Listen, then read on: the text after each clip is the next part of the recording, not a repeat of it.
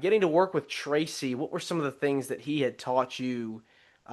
Any lessons, whether it was in wrestling or outside of wrestling, that you still apply to today outside of the business? Number one that always comes to mind, and he said this over and over and over and over. He said, if you see anybody behind you, I don't want you to ever kick dirt going. I want you to reach back and grab them and take them with you. And that's just what he did. And, he always tell you, Sean, you see the same guys on the way up that you see on the way down. Make sure you treat everybody right. But like one thing in particular, just kind of let you in kind of on who he is as a person. We were wrestling in Evansville, Indiana one night, and I was the baby face, he was the heel, and we were doing something, and he was like, we're gonna build a comeback."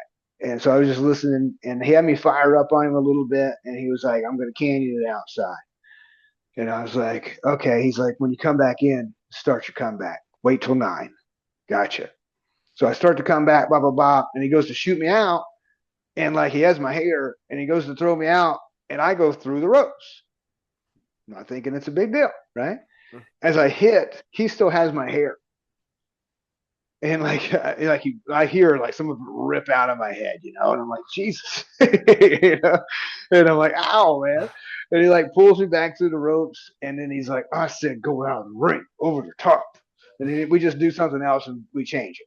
So when we get in the back, he's like, Sean, listen, when you next time we work, we're doing the same thing. I was like, okay. So we work a couple weeks later. I think we're maybe in Kentucky. Bop, bop, bop, same thing. He said, go out. And this time he throws me and I go over the top and I hit. And then I wait till 9 and I get back in. And when I get back in, his back's turned to me. And he told me to start the comeback. So his back's turned to me. And about when I'm like 2 steps away from him, he turns around, sees me, throws a punch, I block it, boom. And the people just, because like I almost didn't make it in. I took this big bump over the top rope and we got in the back. And he was just like, Sean, see, it's the little things. If you would have went out of the ring and you hit your feet and you did a little roll and then you waited to 9 to get back in, they don't care. Why are you laying there for so long? Why don't you just get back up, kick my And he was just, it was those little things in wrestling wise that he taught that just meant so much. Facial expressions when you're getting whipped off, instead of just being stone faced and getting shot to the ropes. He was like, Chop, a guy my size grabs a guy your size and goes shoot you off. Wouldn't you be a little freaked out? It's like, yeah. He goes, well, look like it, act like it. He's like, if it hurts, make it look like it hurts. It was just those little things that but he got those little things in life too. And so you would see him all the time. I got to do a couple bigger shows with him. They had catering and whatnot. And if he passed a table where there was somebody sitting alone, he stopped and sat with it. There's just those little things. Because then that guy left, man. He knew, like, he didn't feel alone. You know what I mean? When he got there, he felt alone. He's sitting at a table eating. He feels alone. Tracy goes and makes him feel part of the boys, and it's just those little things in wrestling and those little things in life is what Tracy just had down, man.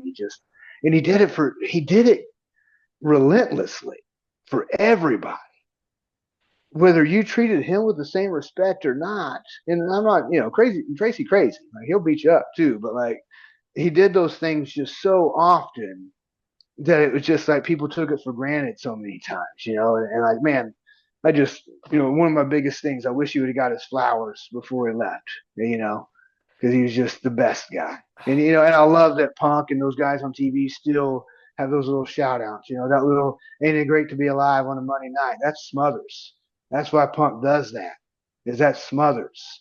And like anytime I'd wrestle one of his other kids, me and Chase Stevens or me and Chris Michaels or me and Shane Matthews, we'd do dueling Smothers, whoever was babyface. Ain't it great to be alive in whatever town, whatever night it was.